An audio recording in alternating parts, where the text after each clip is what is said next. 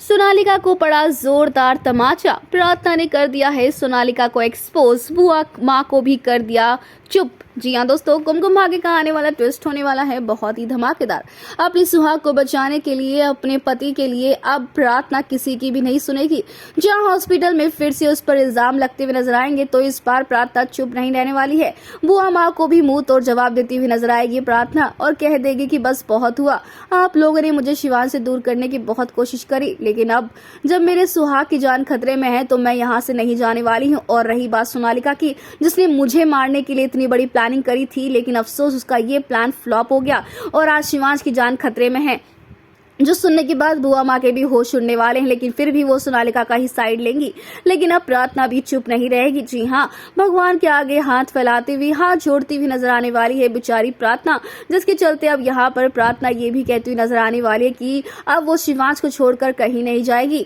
ऐसे में यहाँ पर डॉक्टर्स जो है कह रहे हैं कि शिवांश की हालत काफी क्रिटिकल है, बहुत ही नाजुक है। लेकिन भाई यहाँ पर जब भगवान जी का आशीर्वाद मिलेगा प्रार्थना को, तो वो फटाफट से जाने वाली हॉस्पिटल में अपने शिवांश के पास ये आशीर्वाद देने के लिए, ताकि शिवांश एकदम ठीक हो जाए।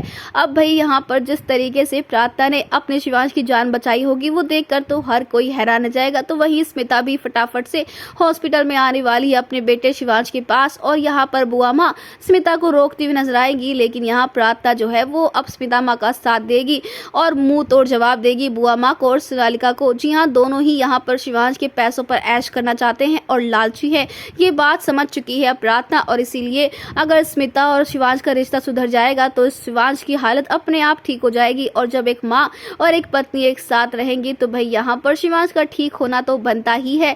यानी कि अब यहाँ पर बुआ माँ और सोनालिका कितनी भी कोशिश कर ले इन दोनों को शिवांश से दूर करने की, लेकिन नामुमकिन है ये होना, क्योंकि अब प्रार्थना किसी भी कीमत में जो है अपने और शिवांश के रिश्ते को ऐसे टूटने नहीं देने वाली है।